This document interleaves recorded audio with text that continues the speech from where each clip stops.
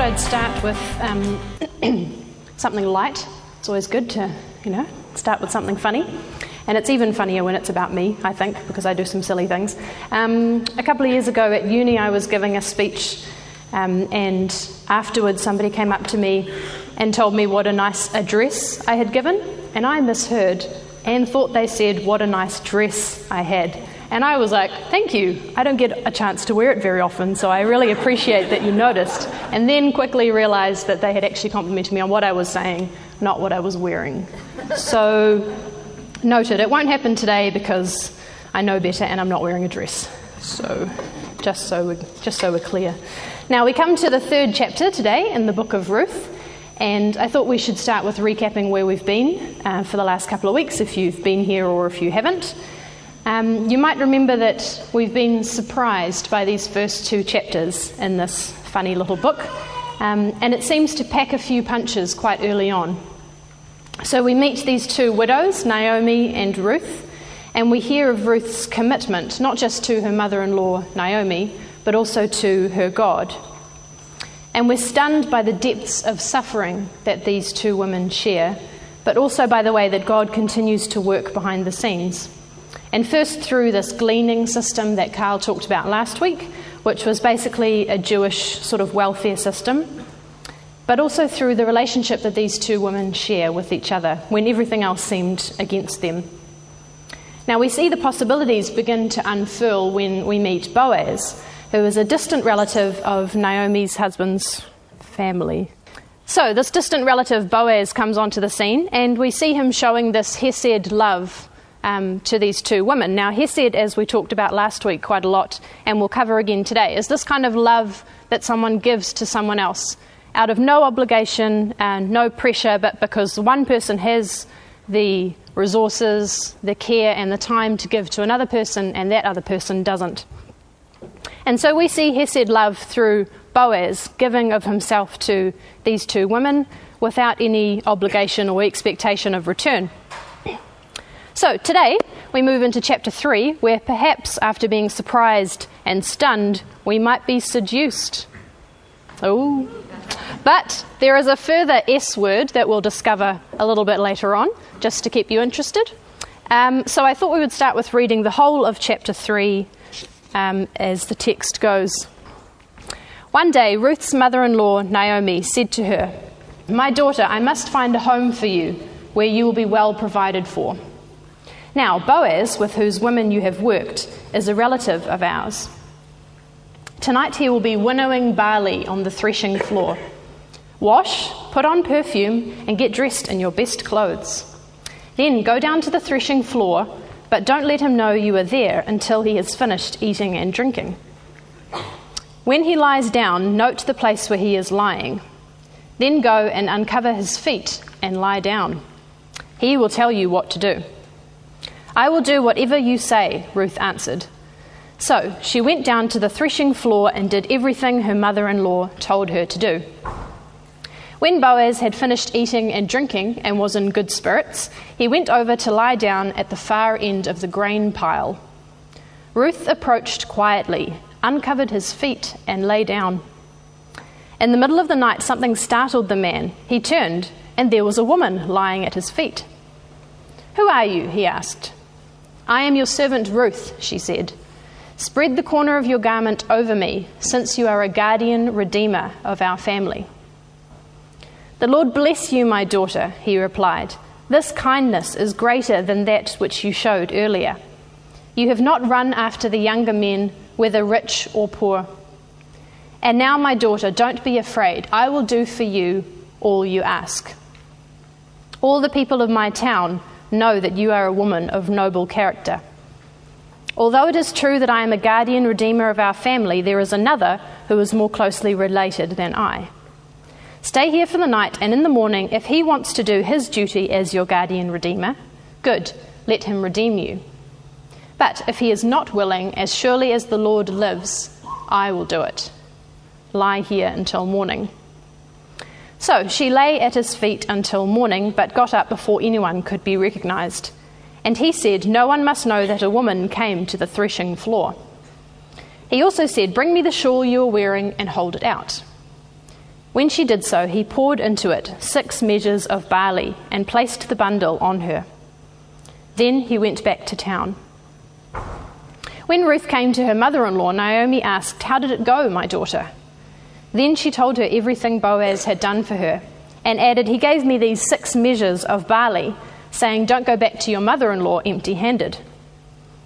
Then Naomi said, "Wait, my daughter, until you find out what happens. For the man will not rest until the matter is settled today." So, chapter 3 seems to feature quite a lot on these 3 main characters that we've met in the first 2, and these characters make some interesting decisions during this chapter. So it's a bit of a character study, and there are a few random things going on that we do need to unpack as we go. Now, the chapter seems to start with what looks like a bit of matchmaking from a mother-in-law.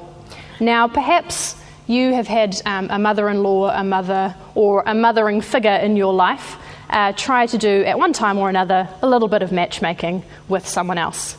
I had an older lady when I was at Kerry who arranged for me to have coffee with this guy that she thought I should marry. And she thought it was a great idea, but basically we had nothing to talk about. And I knew we were in trouble when, after about 10 or 15 minutes, he asked me if I had any pets. Now, for pet lovers there, I appreciate that this is an important part of somebody's character, but it was very early on for us to already be discussing whether or not we had pets, as if there was nothing else to talk about, which there wasn't. So, is Naomi simply trying to do this? Is she simply matchmaking or interfering or being a bit of a busybody as a mother-in-law? It seems that she is trying to put a plan in motion here, but I think it's for a bigger purpose than this. She's trying to provide some security for Ruth. So in the last chapter, we see that Naomi suddenly becomes aware of this hesed working in her own life. And she can sense that God is still very much active, when for so long she has worried and wondered where he even was at all. All of a sudden, she is positively speaking to Ruth. This awareness of hesed seems to transform her and give her new life again. Now, of course, she would still be in deep hurt, and we can't move forward to this romantic, apparently, chapter and ignore this grief that still would be lingering for Naomi. We can't forget that deep hurt that she would still be in, but we do move forward, and I'm sure she would have had an awareness of how fragile life is as she moved ahead in her life. Now, Naomi knew that Ruth would not have had much bargaining power on her own to find a man. Regardless of whether she had an amazing personality or stunning good looks, she would not have had a dowry or any political advantage to bring to the table. So it might sound horribly unromantic, but marriages at this time were often like business deals, used to cement ties between families and protect alliances. So she would not have had much to offer, being without a family line of men who would have stood up for her and represented her. And just sticking with the mother-in-law was possibly not working in her favour either. And of course, she was foreign, Ruth, and so far had also been struggling to conceive and may have been dealing with this infertility, which even today we hear about as being so heartbreaking. Naomi knew that she would have to be pretty strategic and clever in order to find a spouse that would look out for Ruth. So all of this she was doing out of hesed. She wasn't looking out for herself at all, but for Ruth, her daughter-in-law. Now Naomi would be giving up the blessing that Ruth had been in her life, because as soon as Ruth found a husband, she would be leaving Naomi, and Naomi would be alone again in her life. So she chose to give up something that's this close to her for the sake of someone else. She had spied Boaz and decided to choose him as a prospective suitor because of his connection to Ruth through working in his field, but also because of his familial obligation to help, and because of his godly character that we've already seen being expressed. Naomi tells Ruth just to send non-verbal signals. Don't say anything. Just show Boaz that marriage is in view. So wash, get dressed up, put some perfume on, and look good. And then lie at his feet and wait for him to tell her what to do. This was Naomi's plan. Now, so far we feel like we know Ruth a little bit, hopefully. We know that her character has so far been quite reputable, and she's made a commitment to God and to stick with her mother-in-law. But this doesn't, of course, make her exempt from making mistakes, like all of us. But I really don't think that Ruth would choose this moment in the story to sabotage her chances and her reputation for a better future. She's been given trust from Boaz, and I think it would be against what we know of her to dash that trust. So after the first and second chapter in Ruth, it would be the third part of the story is not going to show a conniving or deceitful Ruth who does something to trap Boaz like something we might see in Desperate Housewives. And the dialogue between Ruth and Boaz during this scene has reinforced that they both have godly and good intentions for what is happening and right character. Now, plenty of people do speculate about what she might have gone to Boaz for in the middle of the night, all dressed up, but I think we need to keep in mind the wider story and also what we know of these characters previously when we read this chapter. The circumstance does seem to tease us with a bit of a late-night rendezvous. It's dark, there's been food and drink consumed, a man and a woman being alone together, which wouldn't have been a common occurrence in that time. But then she goes and lies at his feet and uncovers them. Like, what does that even mean? Knowing what we know of Ruth gives us some hints, but I guess we don't know for sure what actually happened. But I think knowing Ruth and knowing the Hesed working in her own life and her relationship with God, we do not expect Ruth to all of a sudden be inappropriately suggestive or to taint her reputation in this moment.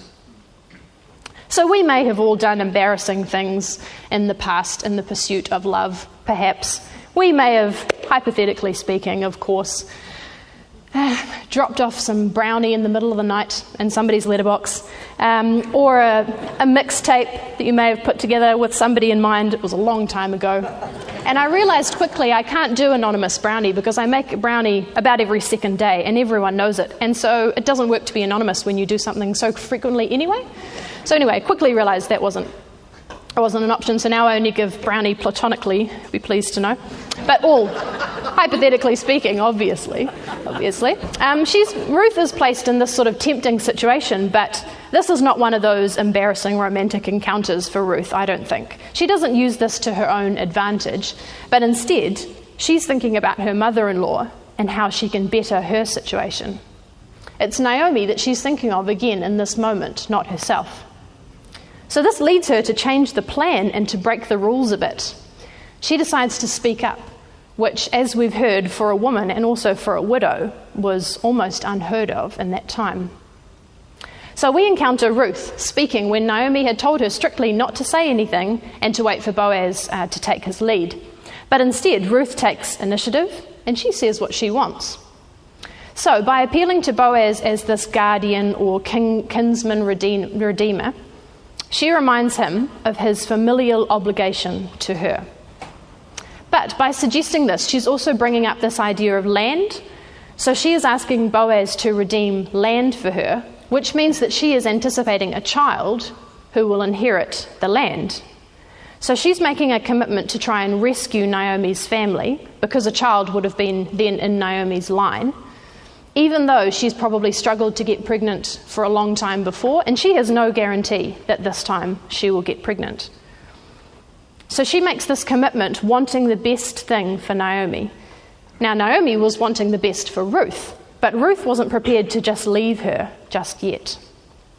This Hesed that she has been exposed to, this awareness of God working in her life, has kind of been buzzing around in her veins, and she can't help but try and offer this back to Naomi in this situation. It's just bouncing back and forth between these two women, this Hesed. They can't help but try to help each other without any obligation or guilt from the other person and without any expectation of reward or that they'll get something back. I remember a couple of years ago I was in the McDonald's drive-thru and I decided to try and do something nice for somebody else by paying for the person in the car behind me's meal. But then, as soon as I had done it, and I was then waiting at the window in front for my meal to come through, and I could see the guy telling this previous car that their meal had been paid for, and I remember thinking, oh, they're going to, hop out, come round to my window and thank me profusely from the bottom of their heart for what I'd done for them. And I'd have to say, no, it's fine. Don't even worry. And already I was thinking about the reward and how good I would feel knowing I'd done something good for someone else. So Hesed is not like this. Because straight away, when you're thinking about how you need to be gracious, you're probably not being very gracious in that situation. So Hesed is not that. It's not thinking of what you're going to get out of it and how good you might feel and the warm fuzzies and how you've changed somebody else's life. It's not having that obligation or expectation of anything else going on. So the stage has been set. These two women have hatched this plan, and even though Ruth has slightly deterred from this plan by speaking up, this challenge has been laid down. And so we wait for Boaz's reply to this unusual offer. Now again, we don't know much of Boaz. We've only met him in the previous chapter, and his response to the bold Ruth seems to be admirable at first glance. He listens and he responds with respect. But in every way possible, he's perfectly entitled to send Ruth away. It's not his problem to sort her family's situation out. There is a closer relative to Ruth that is obligated to help. So Boaz could easily shrug his shoulders and palm her off, put her in the too hard basket and just leave it alone.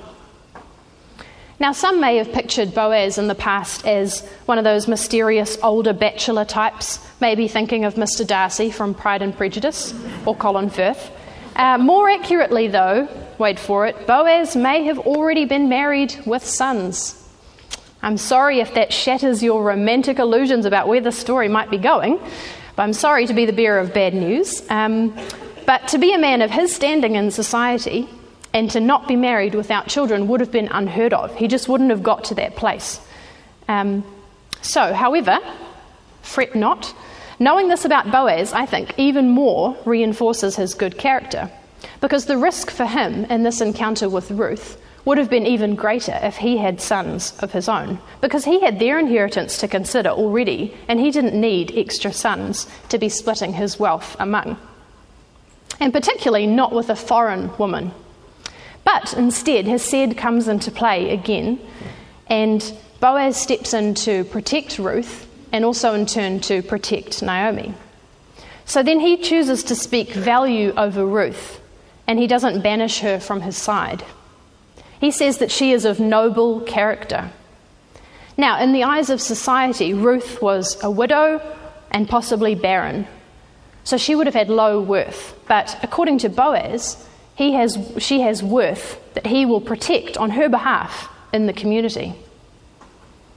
Now, he does point Ruth towards the closest relative to her, but then he pledges that he will protect her no matter what, if she needs him. Now, he even sends her away with a gift of grain, which is like a promise that he was going to honour this commitment to both of them. So Naomi, Ruth and Boaz, they all seem to break the rules. They step outside of what would have been socially accepted behaviour, and they risk their own security to protect and provide something for someone else. It's this idea of Hesed over and over again. They could all see the bigger picture, and they chose to live for someone else with their needs before their own. Now we come to the next S word. So we've encountered surprise after surprise in this book, but this value of Hesed takes us further in the story with the idea of submission. Submission. I can almost sense some of you cringing a little bit. You're thinking, surely, Laura, there is a better S word for us to talk about. Snacks. Seconds. There's a good S word. Maybe even snails. Not as exciting, but still better, it seems, than submission. We don't automatically gravitate positively towards this word, submission, do we? And unfortunately, we haven't discovered this true depth and beauty that is held within this word. It's often been used as a negative obligation, and often on women. Or it's seen as kind of the deal breaker, like the trump card, where you can resentfully agree to somebody else's power play. And I don't know about you, but that doesn't seem to me at all to sound like the gospel or grace or the kind of life that Jesus came to bring. So I think there's got to be more than that going on. Because when we look to Jesus, we see ultimate submission, don't we? And we see the model that we are to follow.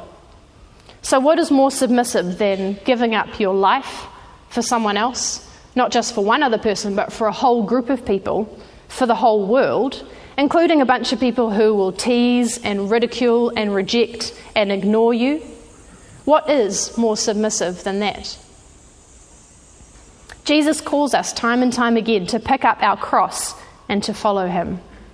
We are called to submit to one another out of reverence for him. Submission means those with power, they give it up and they serve other people. It means picking up the cross but then laying down your life. It is striving for God's glory and for the other person, the good of the other, what Jesus did when he was on earth. Now, as one author puts it from the Gospel of Ruth, which Carl and I would both recommend you have a look at if you're interested in reading more about Ruth, she says, like Hesed, submission is another of God's great power tools for changing human lives, renovating this fallen planet and putting our world to rights. It is the point where the kingdom of God powerfully intersects with human culture and begins to transform it from the inside out, as those who follow Jesus learn to pour out their lives for others. One wonders how different our world would be, how changed the evening news, how sharply abuse and violence statistics would decline, and how our relationships with one another would be enriched if God's people truly heeded the call to this kind of submission that Jesus advocates, and we got serious about looking out for others. This is how Jesus works through us to bring wholeness to a broken world. Now, in the book of Ruth, we meet three characters who haven't even met Jesus yet, but they exhibit this kind of life of hesed and submission to one another and to God. So the Spirit of God is working within them, and it doesn't just stay inside of them, it's flowing out wherever it can. It's kind of like their lives are a sieve, and God's Spirit is pouring out through every single interaction that they have on everyone around them. We meet Naomi, who submits herself to Ruth. She pours herself out for another person. Out of her emptiness, she keeps on giving, planning to secure a future for Ruth, which would mean her leaving her and her own future looking quite different. She sacrifices herself. She doesn't know how the story will end. We know how it may end, but she doesn't know whether her family will be redeemed. But in spite of this, she puts all her efforts into Ruth, and she gives all that she has. Then Ruth, in turn, is submitting herself to Naomi. She pours herself out. By her volunteering to have a child, this will protect Elimelech's family line, Naomi's family line, from dying out. She is securing not only a husband for herself, but a family line for Naomi. And she's giving all that she has. And then Boaz, well, he is submitting himself as well. He pours himself out for both of these women. It doesn't faze him at all that these women are not his responsibility, because he knows that if he is part of God's kingdom, then whether it's your responsibility or not is kind of irrelevant. He offers himself, his connections, his resources to save the futures of Naomi and Ruth. And he has an abundance, but he still chooses to give out. Now, these characters in Ruth, their posture towards one another is one of hesed and submission. So what do we take from this? Is this just a snapshot in history, a character study into these three people that stays within this book and doesn't go anywhere else? Of course not. Already we see that Ruth sits within a bigger picture, this cosmic redemption that God is working through all of us as ordinary people. These people are just like us. We know their hurts, and on some level or another may be able to identify with what they've gone through. But they're not kings or prophets or psalmists or another character in the Bible that we may struggle to relate to. They are ordinary people like us, simply committing themselves to God. They're open to his call of submission, and it's out of joy and sacrifice and trust in him, their creator. It's a bit of a funny mix, but it's one that ensures that the other is cared for and looked after. Their primary thought is for the other, someone else in their life. And we'll see next week how this story concludes and unfolds. But like Christ, they put another's needs before their own. And even if it's risky or uncomfortable or unknown, they choose to do this because submission becomes their default posture. And it's not a negative obligation, but a place of humble concern. Now, this is a different kind of submission to what some of us may have already seen. But we are instructed to submit to one another out of reverence to Christ. And it seems that it might be okay if this means that rules are broken and if socially accepted kind of canons of behaviour might be challenged, if the cause of hesed is paramount. This is the currency of God's kingdom here on earth, hesed and submission. So where does it start? Submission to Christ.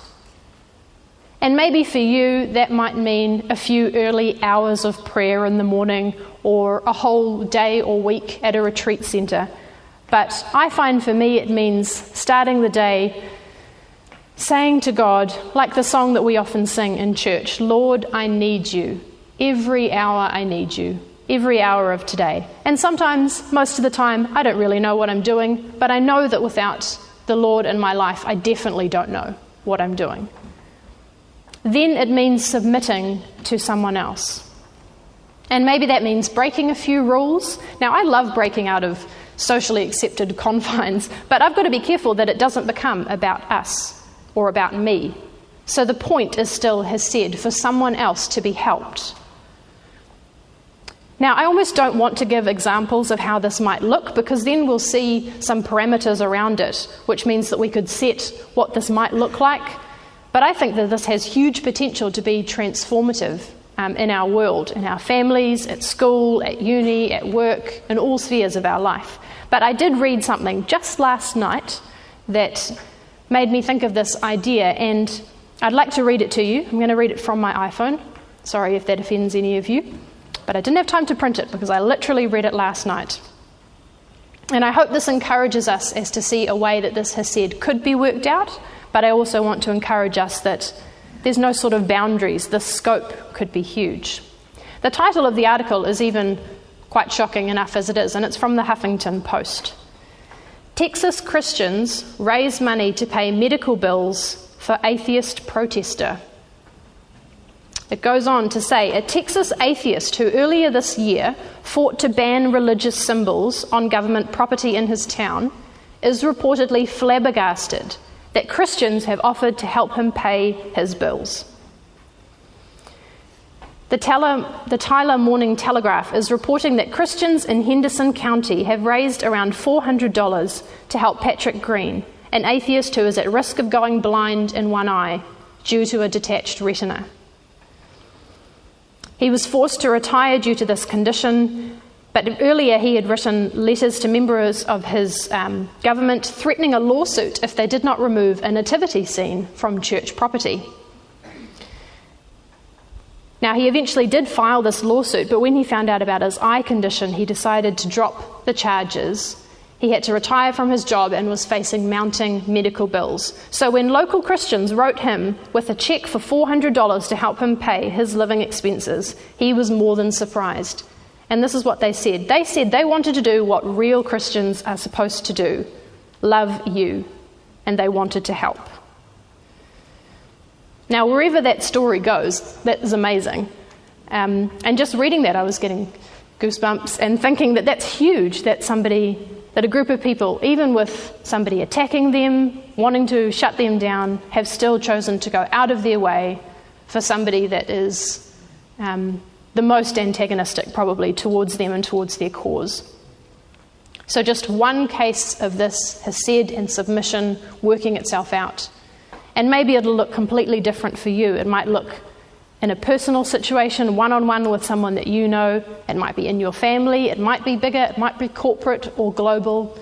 But I'd like us to pray as we close today for this kind of openness to Christ and openness to these ideas of submission to Him and the people around us.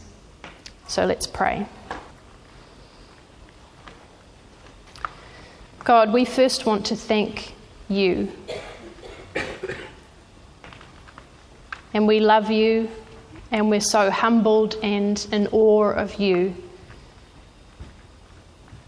And first and foremost in our lives, every day we want to submit to you, Jesus. We can't do it on our own strength. And so we choose today to commit again to you and you working in our lives. And we ask that you would help us to see situations around us where we might be able to be part of your redemptive work, your hesed and submission to people that are in our world. Help us to have an open eyes to this going on and also to how we might be able to respond. Help us to encourage each other with these kinds of stories as we begin to see more and more of what you're doing around us. And we're just so grateful that you choose to use us to spread your message of love and grace to the world. We pray these things in the precious name of Jesus. Amen. Connection Point is a joint production between Connection Resources and Shore Community Christian Church. If you would like a free copy of today's message, please email us or phone us on 0800 90 30 90. To subscribe to our free podcasts or to listen to the latest message, go to connectionresources.org.nz.